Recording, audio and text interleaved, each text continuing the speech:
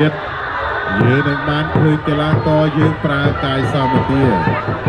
ពិតបន្ទាប់ពីប្រើកំបិតដាវជាគ្រឿងសង្គ្រោះឧបករណ៍ដែលប្រើប្រាស់ទៅដោយអាវុធដែលមានមុខហើយនិងអាវុធដែលគ្មានមុខតែពេលនេះគឺយើងប្រើប្រាស់កាយសម្បទាពិតតែម្ដងបងប្អូនកីឡាករឆ្នើមនេះបានបង្ហាញអំពីលក្ខណៈដ៏វិសេសវិសាលនៃយុទ្ធគុណដូនតាខ្មែរ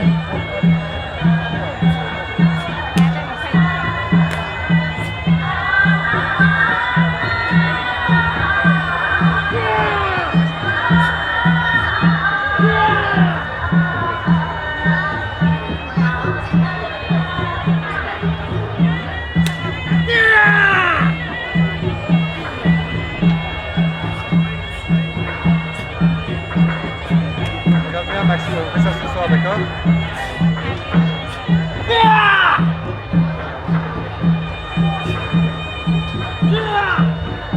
ហើយជាបន្តគឺជាផ្នែកព្រះអាសាដែលឆ្លងដោយក្រុមគោលផ្នែកនិងទុកបាត់មួយទុកជាក្រុម